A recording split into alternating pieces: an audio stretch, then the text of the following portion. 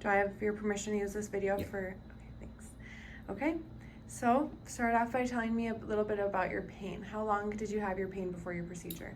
Um, I had my pain for about 15 years. I believe it was the result of a car accident that I didn't receive treatment for because I was young and didn't have health insurance at the time and didn't really know a whole lot about it post accident.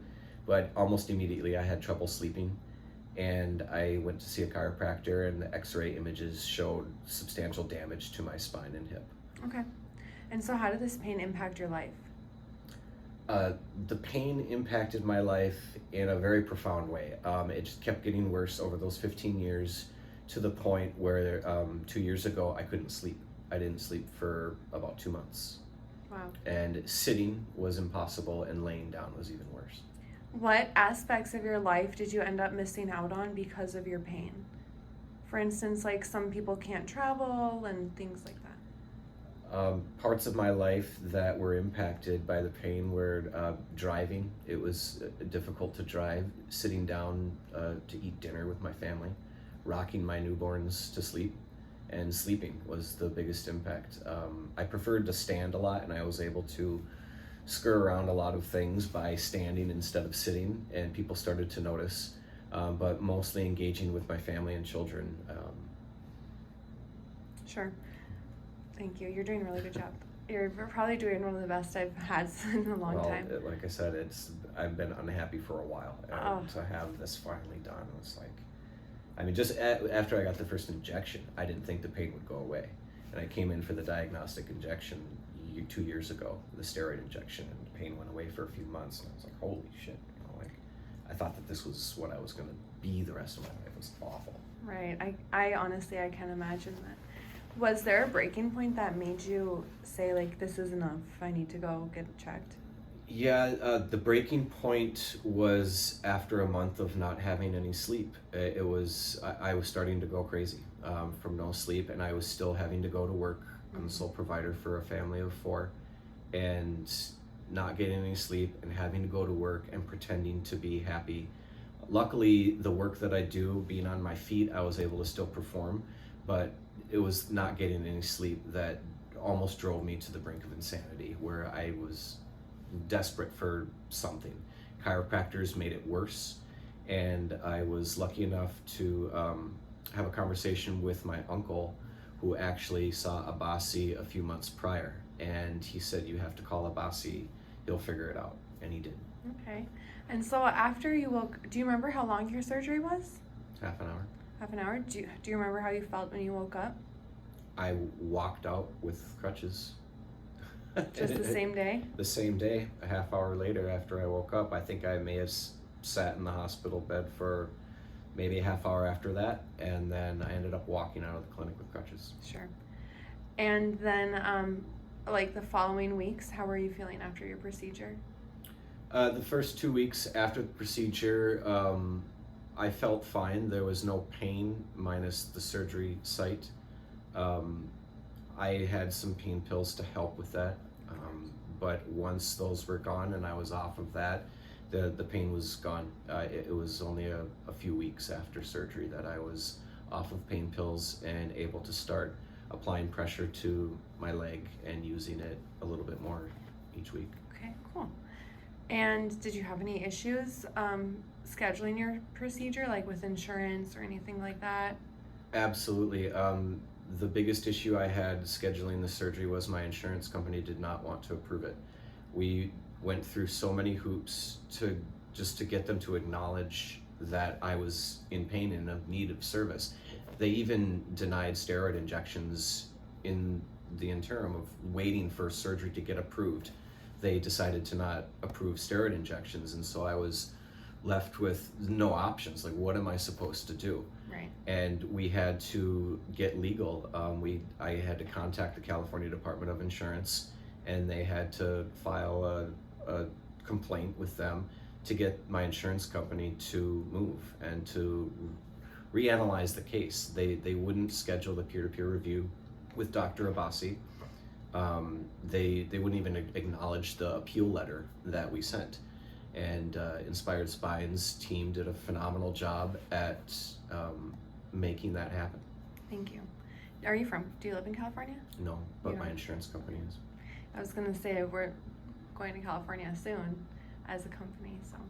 CDI was great, and my insurance company wanted absolutely nothing to do with me once I started complaining a lot about them just denying everything. And so Leah Fuller, I don't know if you're familiar with Leah, she penned a great letter with Dr. Kate, and they wouldn't even read it. And then they lied about reading it. And then they lied about approving steroid injections while I was waiting for the appeal process. And then once they reviewed the letter, they still had their medical director require these, unnecessary procedures. They wanted me to get checked psychologically to prove that I wasn't faking my pain, and they wanted additional x-rays. And all of these appointments, again, added to the time that I was in pain and prolonged any type of procedure, and they were just unnecessary at that point, especially the x-rays, because we had already documented everything with CAT scans, x-rays, MRIs, physical evaluations, stress tests, and everything. We did absolutely everything, and it finally took a letter from California's Department of Insurance to get them to reevaluate the case and schedule the peer-to-peer review. And they still made me jump through those last two hoops once I submitted the x-rays and the psychological exam, which the doctor basically asked me, "Why are you here?" And I said, "To prove that I'm not faking it." And she said, "Okay, you can go now, thank you." And she wrote her testimonial and submitted it to my insurance company as a formality, and they looked at that, and which again proved that it was just another arbitrary hoop to jump through. It changed nothing with the case. Thank goodness for all those people that knew what to do, because they've been through it before. The amount of time that I spent on customer service alone would have got anybody else to give up. I believe it. And it was a nightmare. And even just trying to find the right numbers, and they were deceptive with scheduling that peer-to-peer review that Leah tried to set up so many times. They would call the wrong number on purpose. They would leave the incorrect call number, so when Leah would call back, she would get their general customer helpline. I was like, you have the doctor's email, you have his number, you have just schedule the review. Talk to Abbasi, talk to Dr. Kate, talk to anybody that I've dealt with. This is bad, and it's only getting worse. Yep. And they didn't want to pay for it, to be honest. It was an expensive surgery, but they paid a portion of it after they got done with their adjustments, which is just a game in and of itself. But that's finally what it came down to. The insurance company did not want to pay for it, and I called them out on it. I said, if this was about my health, it would not be an issue. You would have approved it. It's about money. That's all it is, because I'm working with a neurosurgeon who has looked at me for a year and a half and said, this is what needs to happen. Right. And I am living proof now that it worked. And that's, at the end of the day, that's all that matters. Half-hour surgery. Who cares how much it costs? Think about how many times he could have done that surgery and the amount of time you guys spent on the phone. You know what I mean? Yeah, it was just a slap in the face. Yeah, it is. From them. It is. Health and their patients' well-being is not what they are about, and they patronized me with their responses and saying, "Oh, it's not about money. You're delusional to think that." I said, if it's not about money, then why is this taking so long?